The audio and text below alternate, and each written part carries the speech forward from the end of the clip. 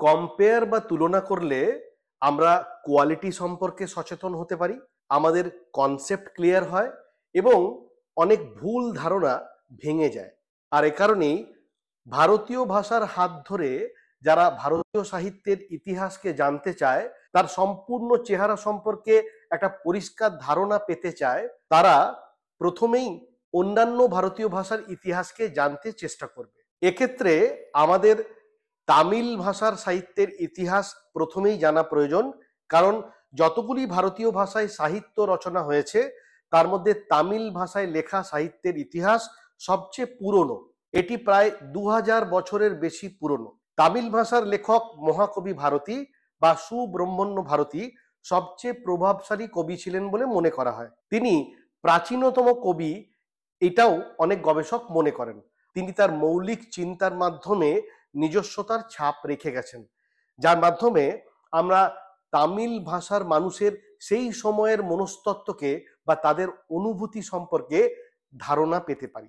ঠিক তেমনি ফকিরমোহন সেনাপতি, যাকে উড়িষ্যার বঙ্কিমচন্দ্র বলা হয়, মোট 75 বছর ইনি জীবিত ছিলেন এবং এনার লেখা ছমণি আঠা গুণ্ঠা নামক যে উপন্যাস, তার হাত ধরে আমরা উড়িয়া গ্রামীণ জীবনের একটা ডিটেল চিত্র পাই এবং এর বর্ণনার মাধ্যমে আমরা বুঝতে পারি যে ইনি বঙ্কিমচন্দ্রের মতোই বিশ্লেষণী ক্ষমতা ধরেন।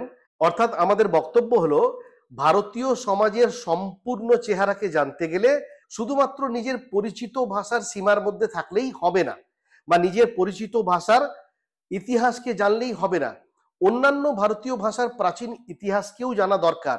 তাহলে আমরা ভারতীয় সমাজের মূল্যবোধ, তার ধর্মবোধ, তাদের রাজনীতি, রীতিনীতি, সংস্কার, সেই সময়কার চরিত্র, মানুষের মনস্তত্ত্ব, তাদের অনুভূতি, তার একটা সম্পূর্ণ ইতিহাসকে জানতে পারবো।